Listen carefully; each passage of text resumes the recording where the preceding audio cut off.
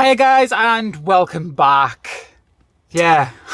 Yeah, change your plan again. You know, these things never run the way that we planned, do they? So we actually have a lock-up in the Scarborough area. So people who don't know, we do actually go back to Scarborough occasionally just to swap stuff out. So we had to go back because we needed to get all the Christmas stuff out. All the winter stuff needed to come up ready for Scotland, didn't it? Yeah. And obviously everybody knows, or has at least heard about the closures of all the places in Scarborough, Whitby, Filey. There has just been so many closures, hasn't there? So normally we have a park up and it's quite out the road. Nobody usually parks there. It's just where we park, really. It's not on any of the sites or anything like that. It's just out of the way, isn't it? I mean, we're not fond of the seafront anyway, which is now, that's done and dusted. You can't park there between 11 o'clock at night and 7 in the morning. Signs have gone up. Absolutely, that's it now. So, but because of that, people have now started parking in residential areas. Yeah. They've found places wherever they can park. Our park up was out the road. It didn't really bother anybody. It's not on anywhere. We got there and it was heaving. There was caravans there that normally aren't there. It's normally just people parking. Well, we knew this was going to happen, didn't we? We said it in the initial video. All it's going to do, if you ban people parking overnight on the seafront, they're going to go somewhere else. So they're heading into the residential areas now, which I think is even worse. Yeah. Yorkshire Council, you might have to rethink this because you're just pushing the problem from one place to another instead of solving the problem. So that was the first thing, wasn't it? That was the first bit we noticed, and we thought, well, that's a bit straight unusual. away. Normally there was nobody parked on this road, and now it was heaving. Like, to actually have caravans parked there, not just like an odd motorhome or an odd transit. There were literally loads everywhere, wasn't there? Yep. So we went and did what we needed to do, went to the storage, got all of our stuff out of storage, and we had a backup plan, and we thought, we Googled it, we double-checked Alpamare. Everybody kept on going on about it and said, yep, you can pay to park there. On Friday is Scarborough Sparkle, and we've been a few times when we were residents there, so we thought, let's park up at Alpamare. It's just around the corner from Open Air Theatre. Walking distance, yeah. And we'll do it. We'll do Sparkle on Friday. Got to Alpamare, and no, there was nobody there. Yeah, that was weird, wasn't it? Because we thought, there's going to be other people in vans there because it's free this time of the year because it's a council car park. So there's going to be, there's somebody in there. The car park is huge. Burniston Road car park is huge. Empty. Nobody. 2 cars that were obviously using the swimming pool, but apart from that, absolutely empty. And we were like, oh, okay. So what? So I went anyway to check to make the machine because we didn't know it was free. We had an inkling it was free, but I thought I'm going to check anyway because if I've got to pay the set, I think it was £7.20 for 24 hours. I thought we'll just pay it. I wasn't bothered by it. Went to the machine and completely covered up, and it's free until I can't even remember what date it was, but it says it's free. It's the 1st of March. I'm sure it's 1st of November to the 1st of March. It's on council car park and it's free in Scarborough. Yeah. So I was buzzing. I thought, yep, that's great. We'll park here. I'm surprised nobody else has parked here. And then the dogs needed to go out. So we hadn't done anything. We literally got the dogs out, didn't we? And as we were walking around, we saw one of the big signs, and brand spanking new. You could see it. It was a brand new sign. So we went up and read it. And no, they banned motorhomes and... Well, it doesn't say they ban motorhomes. What it says is no camping, sleeping or cooking. Which pretty much, stops you parking overnight, doesn't it? And the problem we have is we arrived quite late on an evening. We tend to prefer to do that, arrive late, leave early. So we arrived later in an evening, so we didn't have a backup plan. And we thought, do we drive back to where we usually park, or we're going to have to move? So we started looking around, got on all the sites, got on Park for Night, even looked at campsites, thinking, well, we need somewhere tonight. We've got nowhere to go. So we were looking. There isn't anywhere in Scarborough. That's it. They have completely destroyed Scarborough. Even Filey, some of the Cape and Bay Road, we'd noticed during the day because we drove past that right at the top of that road is heaving with motorhomes and caravans, and so it's just so we are no longer in Scarborough. The council, when they started this on the seafront, said that there are campsites that we should be using. Well, this time of year, there ain't very many campsites still open because most of them close at the end of October. I think we found 4 in the whole of the borough, and that was stretching it. But they're out of town. They're not in Scarborough, and they're expensive, and we're not paying £30 a night to be sat in a field. That was the issue, though, wasn't it? Because most of them were on grass. Anybody who knows us, anybody who's been following us, our van does not cope with grass. No, we just get stuck. Yeah, she doesn't like it at all. So if I'm going to be paying for a site, I want to be on some sort of hard standing that I know I can get off, because I'll just panic. So we looked, didn't we, and 3 of them, out of the 4 that we found, 3 of them were on grass. Yeah. And the cheapest one we could find was, it was £30 a night. £30, yeah. To be parked on grass, and electric was extra. You had to on a pay meter. on a meter. And it was like, I'm not paying £30 to sit in a field where I'm going to be panicking and not get anything for it. No. And it was like 2.5 miles out of the sea from where we wanted to be. Yeah. If you now want somewhere to stay in Scarborough overnight, free or very cheap, you're going to struggle. Really, you're going to struggle. The council didn't realise the sites during summer are brilliant because you've got 3 havens there, you've got Cape and Bay, I can't remember what the one's called, Park Dean. There's loads of touring sites around the area. But they're closed. But they're all closed. So the problem we now have is we are no longer in Scarborough. We are quite far out of Scarborough. We've had to drive away from it. So we've had to cancel all of our plans. So we are no longer going to the Sparkle. We're not going to be seeing friends.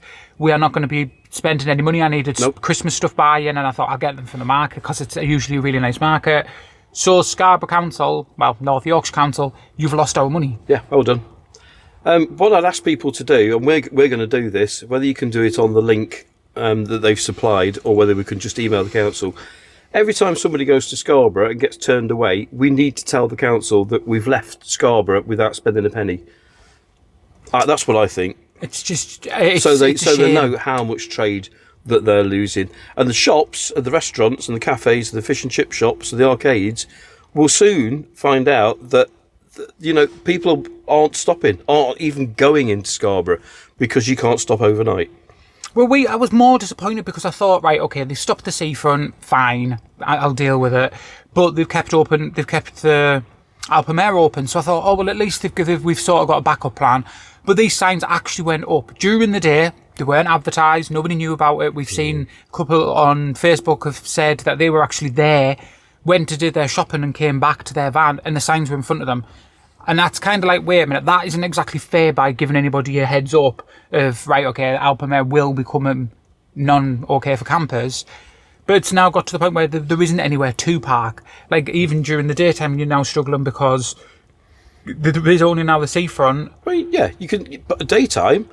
But even if you go to Alpamare, if you go in your motorhome or your camper van, you can't cook. So that, I'm guessing, you can't even make a coffee. So you just can't park in there at all. So that's gone.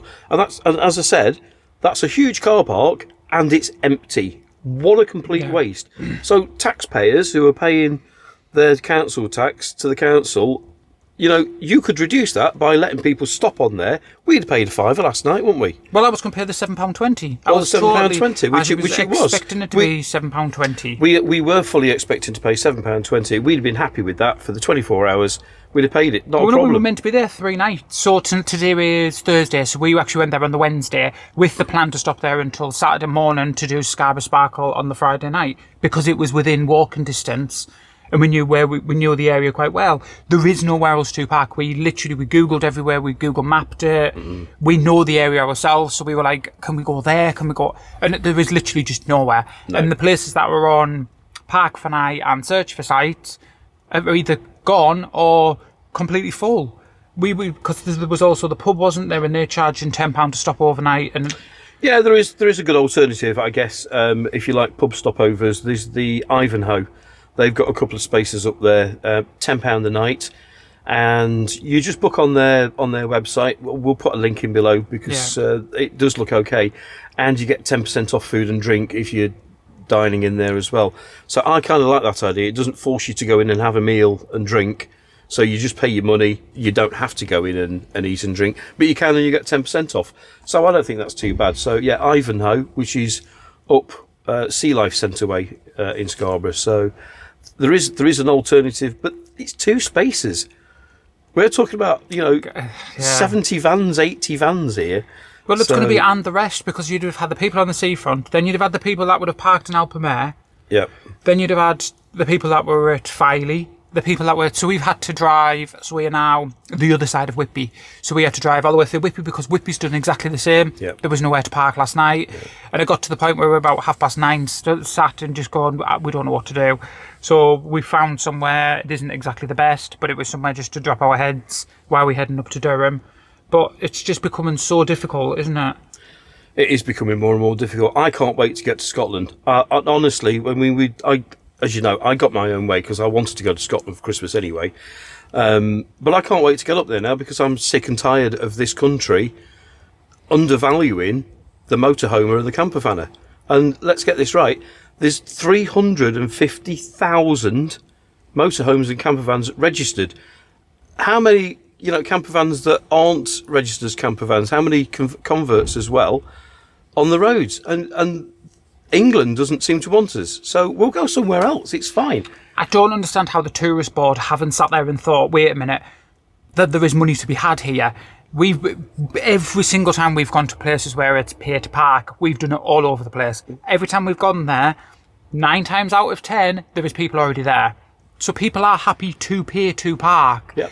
Why aren't the council sitting there and thinking, well, wait a minute, if these places are working, why aren't we just making more of them and making them make some rules, set rules. Yeah. We're happy to follow them. Just stop going to the point where it's like, well, we just don't want you. Because at the end of the day, and right now, Scarborough has lost so much money, and I can guarantee you, because I know for a fact what we've spent at the market. I know what my budget was. So straight away, you've lost a couple £100 over 4 days off two people. Just one van. That's it. So if every van was going, even if they were just going to buy a hot chocolate and buy something to eat and whatever else, you're looking at 50, 60 quid easy for a meal out. No, I'm sorry, you have failed, and you're failing miserably, and you have really underestimated how much income you were going to lose off motorhomers and off people who live in their vans and travel in their vans and were quite happy to come to your seaside town. If I was a resident in Scarborough or Filey or Whitby, and I could see that these council car parks, which they are, Northumberland Road, Albert Drive, as they want to call it, is a council car park. It's empty. It's not taking any money whatsoever. Burniston Road car park is huge at the side of Alpermere. It's not taking any money. It's empty. These are empty spaces that the council are making no money on over winter, that could go towards funding things in the borough of Scarborough. And I think it's an outcry.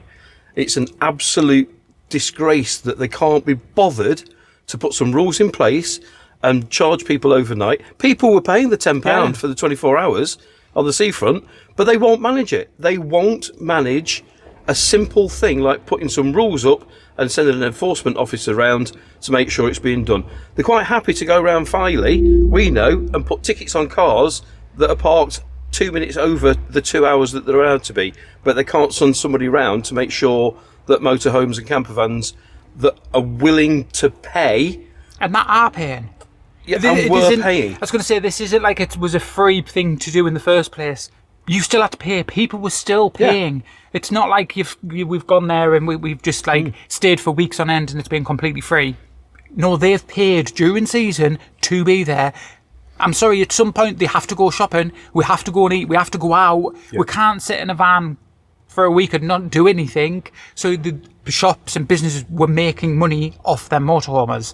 Like now, this time of year is the time of year that we know. We came this time last year. It was heaving there. And I know for a fact that the events and whatever else were making money off people being there.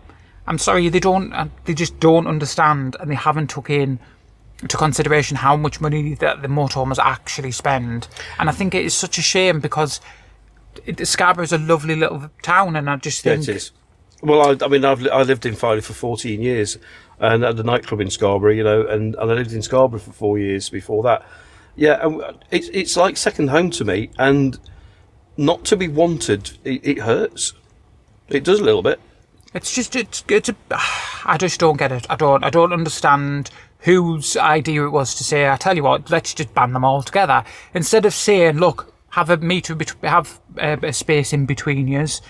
A car can still fit in that space, so you weren't losing the space, it just meant you were skipping a space for a motorhome. Make some motorhome bays. You spent all that money on fitting Elsan Point, toilets, water. You did all that already. I'm sorry, you're happy to have somebody go around at 7 o'clock in the morning to check to make sure people are not there now. What's the difference from not doing that, or you doing that already? Just check to make sure they've got a sticker in the window. That's a good point, isn't it? Because they will be sending around an enforcement officer to make sure motorhomes aren't there. So why can't, if they're doing that already, if they're employing somebody to do that already, why can't that officer make sure that they aren't following rules? It's simply enough done. I just don't get it. I honestly don't get it. You're not employing anybody else. All you're doing is putting a sign up, which you've done at Burniston Car Park, that puts some rules on. And if it says don't get your chairs out, and you can't have an awning out, and you can't use a barbecue, and you can't put a tent up, put those rules out. And if somebody breaks them, you slap a ticket on the front of the window, on the windscreen. If they're taking up more than one space, ticket them, which is exactly what you'll be doing now with people that are parked overnight that shouldn't be parked overnight. What is the difference? I don't get it. There isn't a difference. They just don't want us. That is the only thing I can sit there and think of, is they just don't want you there. I want to know what this ban is going to fix, because it doesn't stop the boy racers who are going to be throwing the McDonald's wrappers out the windows every single night. Or any other fast food establishment. It's not going to stop people sleeping in the vans that aren't registered as a camper van or motorhome, so they can still do it. So lorries can still park and sleep overnight. People can still sleep in cars overnight, but not motorhomers that have a toilet and bin facilities. So the people that are respectable and would look after the place have been banned, and the people that are not going to look after the place can still go there overnight. How is that fair or right? Something else that we do want to comment as well is we actually have friends that live in Scarborough who actually have vans. We were meant to meet them this week. Unfortunately, that's had to change because we have nowhere we can stop. But they would go to the seafront with his kids. Yeah. He would sit and he's got a little van. He loves, the family love it, and he just goes and sits at the seafront, and they can watch the waves and whatever else. They sit and watch movies in it and all sorts. Yeah. They can't do that now because of this ban. Yeah. We also had an email, somebody saying, well, I was meant to be parking my van there while I was staying in a hotel on the seafront. Can I still do that? And it's like, you can't. You can't even park there. Even if you're not staying there, even if you're staying in a hotel, but you have a motorhome or you drive in a van or anything like that, you're still bad. I don't get it. I just don't get it at all. And it's nearly 3 months late being implemented. What the hell's been happening? It's the simplest thing. Put some signs up. So what's been going on? Something's been going on in the background. I'm absolutely sure of it. Well, not and just they've that, left it and left it. So you're saying that, but does that mean the ban starts from that date? So technically, is it 3 months already behind? Yeah, because it should have started. They said it was going to start September, didn't they? And it's now November. It started this Monday, which so was November. So does the 18-month ban start from November? I have no idea. And so is it technically the whole summer? And I bet the council doesn't know either, because they didn't know what they were doing. So yes, so we have had to move on. So we weren't welcome in Scarborough. We aren't welcome in Whitby either. So yeah, we're going back to Scotland. Thanks, England. It's been lovely.